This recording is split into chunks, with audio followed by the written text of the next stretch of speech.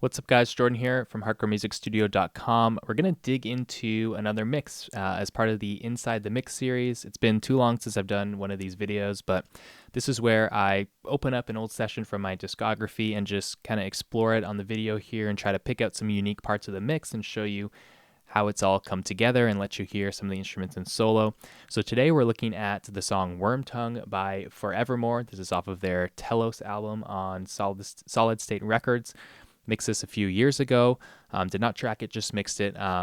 Really proud of this mix. I think it's a nice, clean, solid, like really heavy mix, especially for this kind of low-tuned stuff. I'm not afraid to say I'm happy with how this one came out, and I've had some requests from people wanting to get a look at this mix. So let's check it out. Let's just run the track a little bit, hear some of the instruments in solo.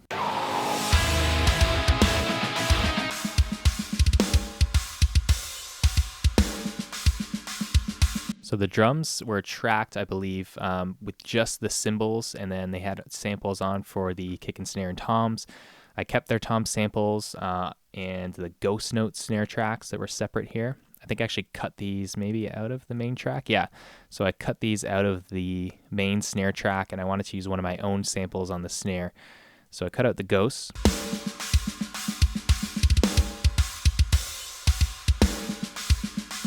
Replaced it with one of my own drum samples here, and same with a kick. I used one of my own samples or a blend of them. I can't remember.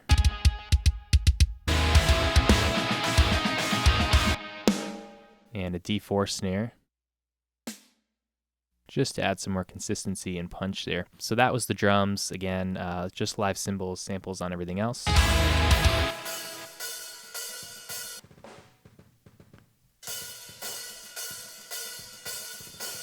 Which makes it pretty easy to get a good solid drum sound, because a lot of the time when you've tracked drums, you're trying to get more of the cymbals kind of isolated, so you're cutting out a lot from the overhead tracks and still trying to have it all glued together. So by just having the cymbals on their own, it's kind of helpful, but you still want to make sure the drums sound nice and glued together. In this case, they gave a room track, which from whatever drum sample program they used or drum programming plugin they used, which had some sounds from the room.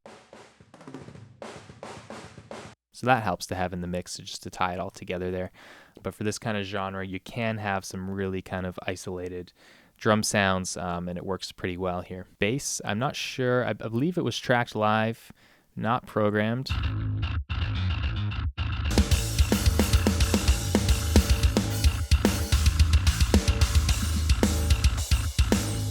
So they just gave me a nice solid one bass track, like a DI, kind of a distorted track, and I duplicated it and I separated it out to the sub low end here and then the mid range. So these are on basically two separate faders, just using filters. So there's my low end track, and then my mid range track has filtered out everything above that low point, and I blend those two together to get the low end.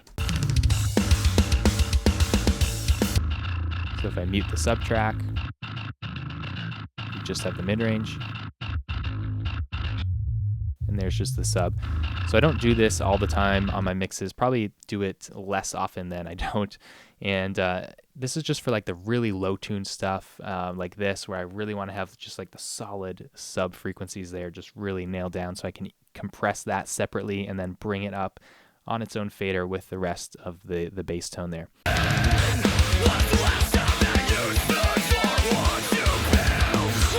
The bass in this kind of music just acts as an extension of the guitars, just to fill them out. So you don't necessarily pick out the bass as a main instrument in the mix. It's just that when you mute it, you really miss it.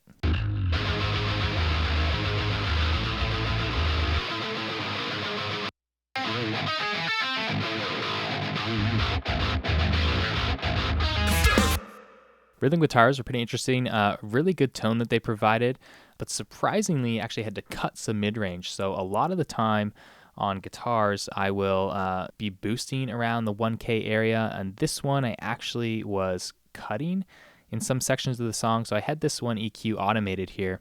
Let's check it out. So for most of the song, when there's like extra layers happening and whatnot, I've got this cut around 1.5K here, 1600 hertz, just dipping out some of that mid-range. So let's check this out.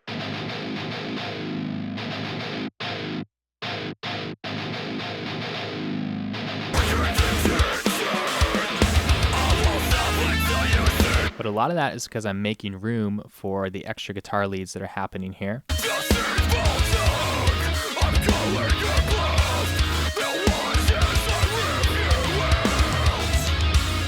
It was too much of that kind of 1K aggression there that was just kind of overwhelming in the mix. I wanted to have it a little bit warmer, so I actually cut in that area, which is kind of rare in my mixes. So that's on most of the track, but you can see this automation here where it comes off, where I want a little bit more of that mid-range aggression coming through.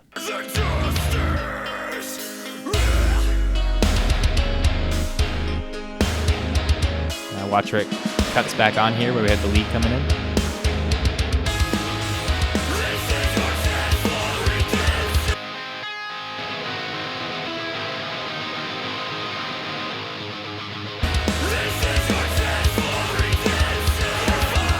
Cool. Now I wanted to highlight this really heavy section here, this big breakdown, and kind of how the synth tracks, we have like a piano synth track and then a clean guitar lead coming through, which have some interesting moves in the mix.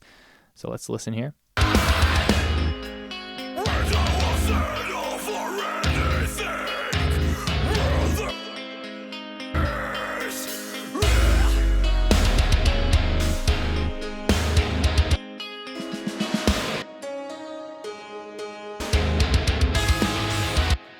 So let's see how we got these kind of clean instruments, like the clean guitar and the piano, to really cut through in such a heavy mix. I mean, obviously in the breakdown, there's lots of space, but you might be surprised at some of the moves here. Let's check out the clean guitar.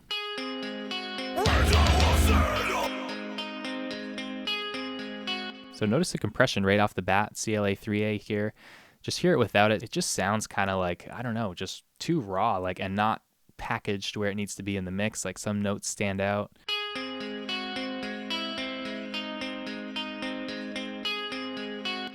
Let me bring it back in. Now it's like every single note in that little riff are the same volume, and it's really consistent and tight sounding. Now EQ wise, it's pretty interesting. We're boosting in a weird spot around 650 hertz. Kind of rare for that to happen. We're adding some brightness, which is normal. Again, because we have these big heavy guitars that are taking up kind of the upper mid-range aggression. So where can we fit in this clean guitar and make it poke out? Well, sometimes that's in the mid-range around the 500 to 800 hertz area. You can kind of boost that on some synth tracks and like extra clean layers and stuff to actually get them to pop out of the mix when it's, everything is focused in the, the 1K and up range in terms of guitar layers. So let's check that out.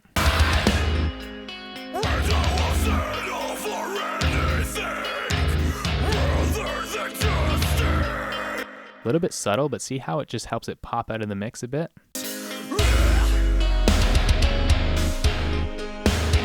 Kind of dead there. And when you pop that EQ back on, it's just giving it its own little spot in the mix. Now, along with that, we have a piano coming in, so let's hear the raw piano track. First thing is an SSL channel, brightening it up, cutting out some of the mid-range around 1K. Again, I want the heavy guitars to focus there, but we boost a little bit lower at 800, so similar to what we did on the clean guitar.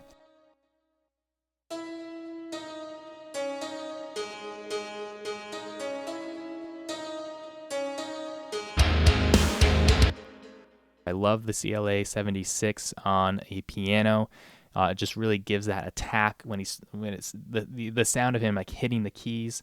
I'm sure this was a soft synth, but just again hitting the keys on the piano, just the attack, the transient, and then also just making the sustain more full. I love the sound of it, so let's check that out.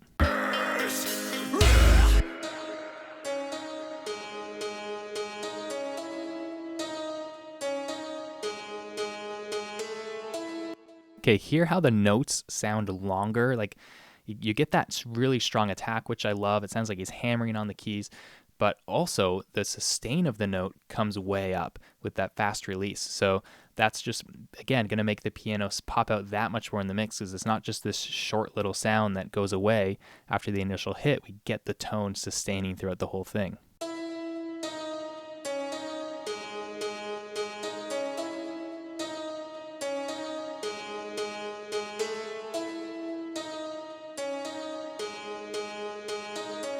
And then just some saturation with tape head here.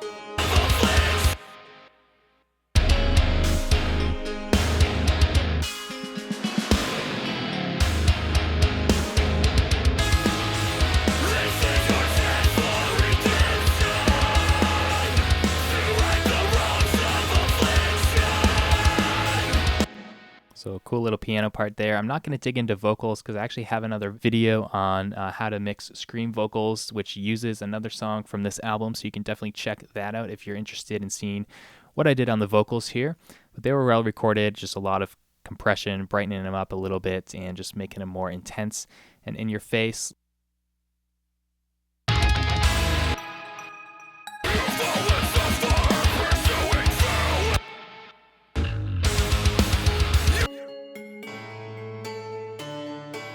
So same piano track here. Kind of flat, boring. Listen to what compression does. Anyone who tells you compression is just for level control and not to use it, completely out of their mind. You can hear the difference there. It's not about level control. It's about what it does to the attack and release of the sound, how it brings out the sustain, how it adds that extra aggression and attitude.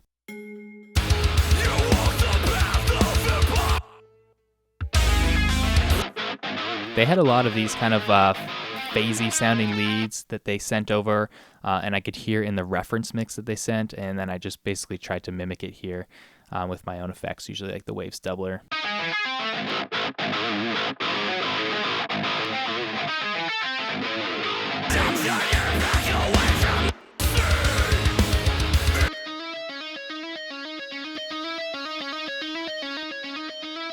See how I'm using some filtering here, 8K and around 200, to really just put this little lead in its own little box and not have that extra low end and high end eating up space.